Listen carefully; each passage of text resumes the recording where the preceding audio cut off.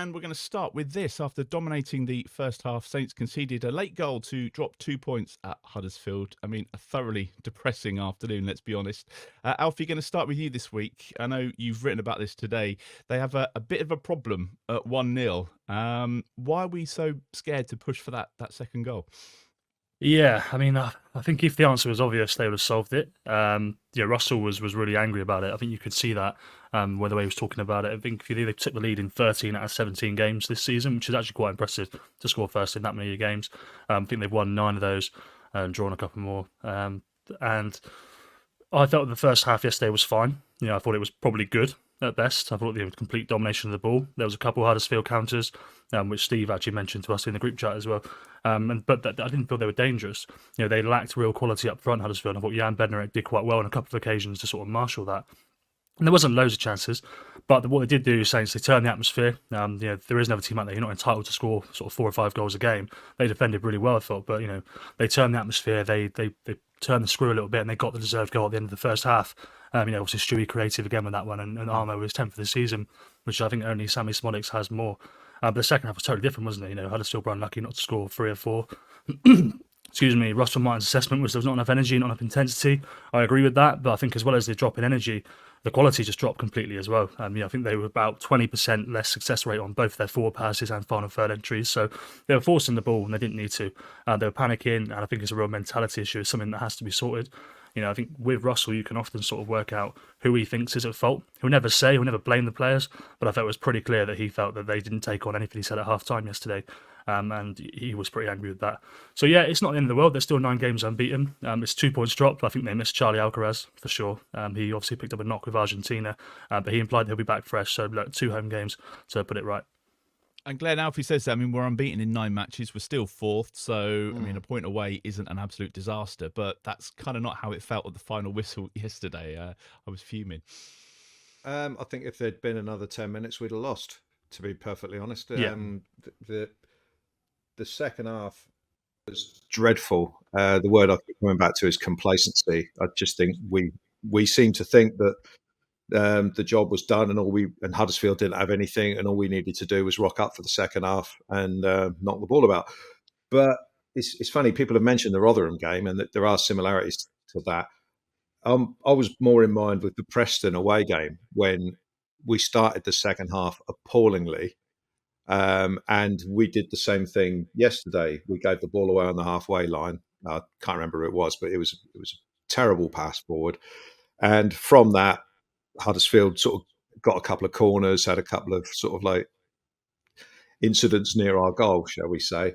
And that seemed to give them the confidence. We seemed to say, Huddersfield didn't look like doing anything on their own, and we just handed them the initiative. And then it seemed to me that they suddenly thought, oh, hang on, this lot aren't as good as we thought they were in the first half, and we just gave them encouragement. And the second half was pathetic. I think the Rotherham game, it was a one-shot bolt from the blue type of thing. Whereas this one, Huddersfield were by far the better side in the second half, and totally deserved to get the goal at the end. I didn't think they had the quality to actually get the ball in the net. Nothing I'd seen suggested that they had. And eventually, it's a bit of a lucky goal because he's crossed it and everyone's missed it. But it's you can't complain about Huddersfield getting a point. They totally deserve to get it, and we didn't deserve all 3. You can't turn up and only play for half the game. And actually, the first sort of half an hour, though we had control of the football, we really didn't do anything. There was a little spell just before we scored where Stu Armstrong hit the post. Smallbone had a shot from the edge of the box, which he needs to do more often, by the way. And then we scored, and that we had just had this little spell, and the goal came at the end of that. But I didn't think the first half an hour was particularly, it was a bit too much propaganda. Obviously, you want to draw the sting from the crowd and that sort of thing, But yeah, I didn't think the first half was particularly brilliant, apart from the 10 minutes before half time, and the second half was garbage. So, to be honest, I was quite happy to get away with a point. But it's always it's always disappointing when you let one in the whatever it was, 87th minute or something. We were struggling to find a Huddersfield fan before the game. We thought they might actually get anything from it at all, Steve. I think they had 1 win in 9 games. They were booed off at half-time, but obviously significantly improved in the second half. So, I mean, you were there. What changed for you? What was it, the atmosphere? Was it just a shift? No, I don't think anything really changed. I mean, it was weird. I don't think they were booed off for the performance. They were booed off because the substitution they made that they were forced into in the first half. Basically, centre forward got injured, and they brought on another centre half and rejigged the system a little bit. Playing with the back 5, were they? Yeah, and basically the home fans didn't like that. But problem is, you look down their bench; they didn't have any attacking players on the bench. I don't think they were only able to name 7 of the 9 subs. So yeah, I mean, I guess the question from Darren Moore to the fan base is, I mean, what are you expecting me to do with this set of players that's available to me? So yeah, booed off at half time, but yeah, I think it was a boo to the manager rather than the players, because I mean, I thought Huddersfield were kind of all right. It was there not an awful lot going on in the game, as Glenn said. I mean, we didn't have a shot till the 35th minute. I don't think nothing that I can remember anyway. And we left ourselves wide open through the centre of midfield on 3 or 4 occasions. Where, I mean, if we'd been playing against a team that either had a little bit of confidence or a little bit of quality, we'd been absolutely murdered on the break in that first half. But we got away with it because, frankly, Huddersfield are lacking in confidence, B, lacking in quality. So, yeah, and I think that's basically what bred the complacency that we saw in the second half. They thought they could coast through. They thought that no matter what Huddersfield create, they're not going to score with any of it anyway. And actually, up until they scored with a cross that obviously he's not intended to score from there. Actually, our complacency was actually being proven right. That for all that we gave them 2 or 3 really good chances, I mean, the 2 headers that they missed were, I mean, just get them on target, lads, and they weren't difficult opportunities. I didn't think. I mean, certainly if that had fallen to those 2 chances had fallen to one of our players, then you'd be expecting them to be scoring. So yeah, I mean, they got the equaliser quite late, but yeah, it wasn't as if it hadn't been coming. So yeah, disappointing from that perspective, but also, I mean, slightly annoying that from that point onwards, for that plus the 7 minutes of injury time, all of a sudden we showed a little bit of urgency. It's like, well, I mean, where was this in the 86 minutes previous? For the most part, it was just really lackadaisical. And you'd have thought, I mean, given how bloody cold it was absolutely freezing, that the players might have wanted to kind of move around a little bit more, keep themselves warm by basically dragging Huddersfield all over the place, and we didn't do it. We just made it really easy for them. So yeah, very, very disappointing. And yeah, they're going to have to, I think, probably before the start of this week, again, you'd always be reasonably satisfied with 7 points from 9. But now, having dropped 2 in what was on paper the easiest game, you're now looking to try and win both the tough ones at home coming up. But it kind of feels like we've been here before, Alfie, haven't we? You know, we've lost the one that we should win on paper, and then we've managed to pull it out of the bag. So when he says that the mentality has cost us 2 points, who do you think is to blame for that? Is that the players, or is that the manager, or is that a communication thing? Do they just kind of need to sit down and do a proper debrief and try and get it out of their system? Yeah, I mean, I don't know really. I think it's probably just a collective responsibility. At the end of the day, the manager is responsible for the mentality and for that kind of thing, of course. But like I say, we have been here before.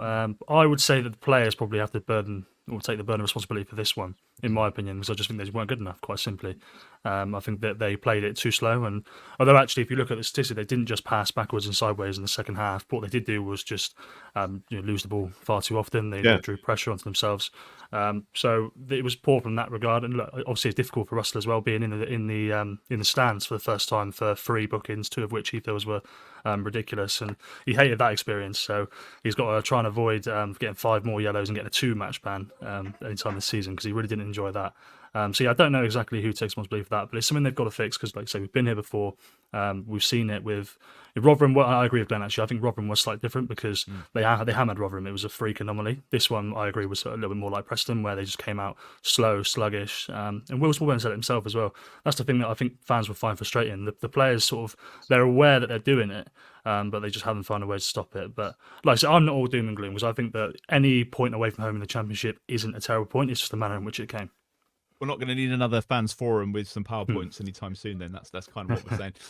Couple of subs yesterday, Glenn. I mean, Sulemana was taken off on 54 minutes. It's always difficult with the international breaks and players coming back and not spending a week together. He replaced with Samadozi yesterday, but it certainly sounded like Russell Martin wasn't happy with Sulemana and the communication that he'd had with him at half time. Sulemana's a strange player. He looked very dangerous in the first half on occasions when he got to run at the fullback one-on-one. And then he came out the second half and looked like he couldn't be bothered. And so I'm not surprised. I wasn't surprised when he got hauled off. He doesn't seem to be able to do it for 90 minutes as yet.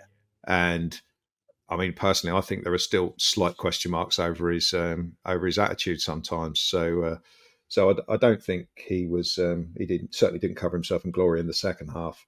I'm not sure Russell Martin really realised that the game was slipping a bit. We lost control in midfield. I thought an obvious change could have been Shay Charles for Will Smallbone a long time before it happened. Because once the opposition gets about us in midfield and they start getting a foot in and they start having a bit of possession, Will Smallbone can be a bit of a passenger.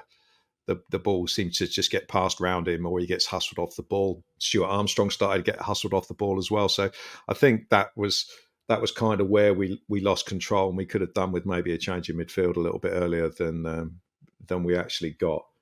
But yeah, it was good. I mean, it's good to see Ross Stewart again, but unfortunately, we didn't have possession of the ball to sort of like get him on it in dangerous areas, and we weren't getting crosses into the box at that stage. And the other interesting thing I found from yesterday is that Ryan Fraser didn't really affect the game at all. Barely saw him. So he gave a good advert for why he's been an impact substitute recently, and I think he will be back in that role come Wednesday night. But so yeah, I don't think anyone particularly covered themselves in glory yesterday, but I agree with what Alfie said. I think most of it is on the players. Maybe a lack of, maybe the captain has to look at himself a little bit as well and say, should a captain be getting hold of the team at some point and balling a few people out to say this isn't good enough. It's all very well saying it after the game. You need to be doing it during the game. Maybe Russell Martin being in the stands made a bit of a difference there. Maybe. But then, he's communicating all the time with the bench. So, and he was only about 5 yards behind the bench. It wasn't as if he was. Yeah, if he wanted to shout, he could. In the upper tier. Yeah. Two baked bean cans and a bit straight. Yeah. So I've just about thrown everybody under the bus there. I'll keep going. So, I don't think anyone particularly covered themselves in glory yesterday. Management, players, starters, substitutes, whatever. Is it worse, Steve, because Ipswich and Leeds dropped some points? It just feels a bit like a missed opportunity, especially with Leeds playing on Friday night and then getting a draw, wasn't it? So we had the opportunity to go third. I think that's what was really sort of niggling at me come 5 o'clock yesterday. Yeah, that was annoying. When you've seen that, obviously Leeds dropped points on Friday, and we knew that Ipswich were going to have a tough game in the evening at West Brom. You thought this was a great opportunity to get ourselves into third, close the gap, really put proper pressure on Ipswich before kickoff. Obviously they ended up going losing anyway. But having been handed that advantage by Leeds, and also with Leicester and Ipswich dropping points before the international break, you kind of felt that this game is a really good opportunity to kind of carry on the momentum that we've been building up in the weeks before the players went away, and to kind of come back in and put such an anemic performance in is frustrating. And problem is that anything that's identifiable, they're not really going to be able to work on it that much this week because we got the midweek game. you're not going to be training every day. So specifics are going to be very difficult to work on. It's going to be more fitness, recovery, that sort of thing. Anything specific they might have worked on last week at some point. I don't think they're going to have a whole lot of time this week, to be honest. We'll get on to Bristol City very soon. I just want to go round and see if there's anybody that we can put into the poll for Player of the Week. I think it's going to be slim pickings. Alfie, I'll give you first dibs. Who was the best of a bad bunch? Yeah, so many to choose from. I mean, you can go honestly, for the goal scorer if you like, and then yeah, my mind is completely blank. I actually can't think of anybody that I think all your ratings, nominate. everyone was got like a 6, wasn't it? It was like blanket 6s across the board. Yeah, honestly, I don't know if I want to put one forward on this occasion. This might be the only week we can't. Anybody that was on the bench. Steve, did you see anything that we might have missed yesterday? Anybody that is worthy of a couple of votes? I thought Stu Armstrong was decent when he got on the ball. He was looking to take people on quite a lot, even in sort of fairly confined spaces, which I think you need against teams that are going to sit deep against us. Other than that, James Bree was solid. And it was noticeable that they started to they wanted to attack us more down that side after we made the substitution. I mean, in fairness, Ryan Manning was fine. He didn't make any mistakes. He was a lot more of an outlet in an attacking sense. But they certainly Huddersfield certainly felt that they could run at us a little bit more that side. Obviously, the goal came from there, but it wasn't Manning not closing the cross down. I think Adozie was the closest to him. But yeah, it's slim pickings really. Stewie is the obvious shout. I think probably just give him the award. Maybe for the goal he scored for Scotland as well. That was anybody else, Glenn? Any standouts for you? No, I was going to say the two that Steve said, but Stuart Armstrong, because he's the one that, he set up the goal. He had the sort of like best effort before that when he hit the post. He's the one that tries to make things happen. We're good at keeping the ball. We know that, but you need the player to, to open the door for us to score goals. And Stuart Armstrong, I thought, was one of the few who didn't really deserve that result yesterday. I thought he did reasonably well, though he did tire in the second half, or after an international break as well. Sometimes he finds himself on the bench, doesn't he? So thankfully there aren't any more of those until March now, are there? So